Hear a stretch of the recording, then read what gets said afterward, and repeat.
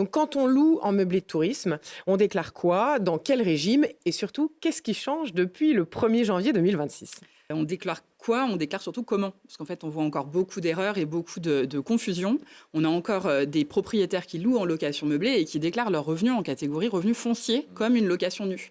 Ça, c'est la première erreur. D'accord. La location meublée, c'est de l'activité commerciale sur le plan fiscal. Donc, on va déclarer nos revenus dans la catégorie des BIC. Les BIC. Bénéfices industriels et commerciaux. On fait du commerce.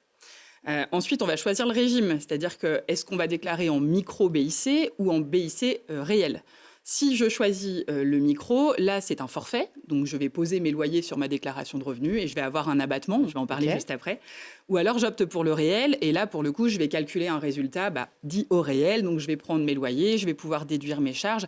Et surtout, je vais pouvoir déduire l'amortissement, qui est quand même le nerf de la guerre en location meublée. Et les seuils, d'ailleurs, ont encore changé ces 2 dernières années. Ouais. Donc, les abattements ont changé et les seuils ont bougé. Là, on va distinguer la location longue durée et la location type Airbnb, la location saisonnière. Et là, on a la location saisonnière classée et non classée. Donc, tout ça, c'est un peu compliqué. En gros, si je loue mon logement en longue durée, c'est-à-dire un bail annuel en direct à quelqu'un qui en fait sa résidence principale, ou si j'ai fait classer mon logement de tourisme, donc un Airbnb classé de tourisme, là, je vais pouvoir faire un chiffre d'affaires jusqu'à 83 600 € et je vais bénéficier d'un abattement de 50%. D'accord. Ça veut dire que je vais être imposé sur la moitié de mes loyers annuels. OK. Et en revanche, si je n'ai pas réussi à faire classer mon logement de tourisme ou si je ne l'ai pas fait du tout, si j'ai fait aucune démarche, là, le seuil, c'est 15 000 €, donc ça peut aller très, très vite. Et je n'ai un abattement que de 30%.